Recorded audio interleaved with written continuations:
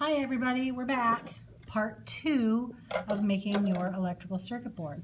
You should have your 2 paddles done, 1, 2, with the other ends scored and with the copper revealed. You should have your battery. I'm using a 9 volt in this case. You can use D-cell, AAA, AA, doesn't matter. I find that 9 volts better.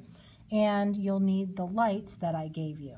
Now I gave you a bunch of different lights in your kit. That's because these were old Christmas lights. You may get one that doesn't work, which is why I gave you a couple of them to try out. The first thing that you're going to do is to choose the light that you want to use. If you're using a 9 volt battery, you can use a string of 2 lights or 1, but sometimes the 9 volt overpowers and blows the light bulb out. So you can use 2 lights in a string. If you're using a AA or a AAA, 1 light is all you're going to need. That's all the power that is in there. You're going to want to score the ends of your light bulb, just like you did the other wires. Before you do anything else, I want you to test to make sure that your light bulb works. You'll touch one end to the positive, one end to the negative, and if all works, your light bulb should light up. Then you can feel free to move on. Do not move beyond this point if your light bulb doesn't work, because you'll build it all and go, oh rats, it doesn't work. Now be really careful, because if I'm touching here while I'm building it, I can burn my fingers.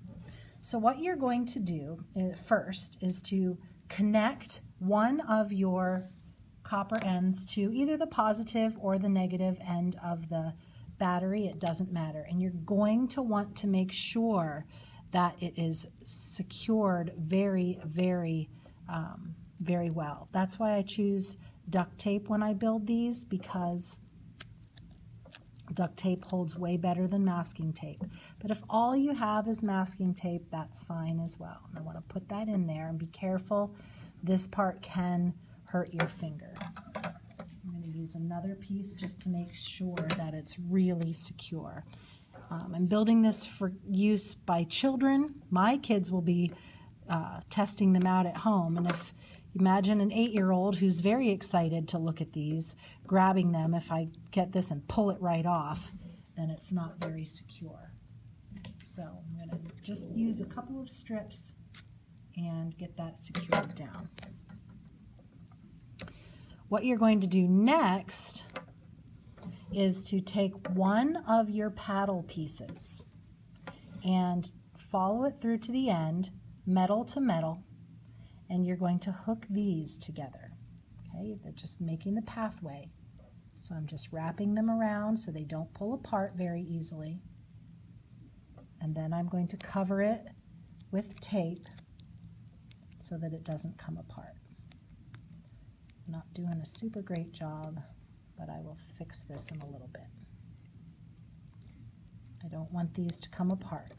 So right now you should have battery, and here's my pathway starting. Goes through my wire, up through my bulb, out through the other wire, connects to my paddle. Checks and balances.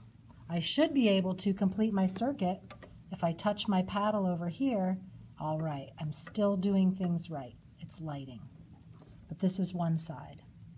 Let that side rest. Take your other paddle, follow it to the end. Take this piece of copper, and you're going to attach this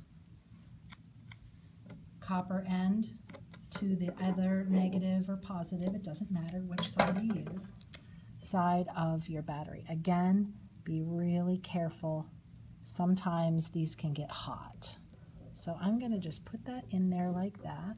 I'm going to lock it down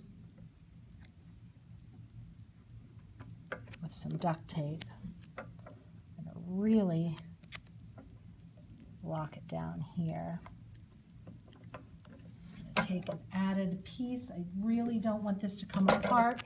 There's nothing more frustrating than building the whole thing and to have it pull apart. So I use all these little skinny strips of duct tape and build it.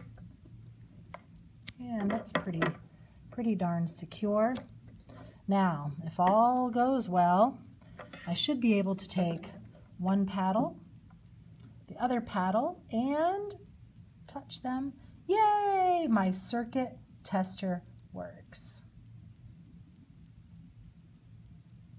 Next, we're going to move on to part 3, how to build the board.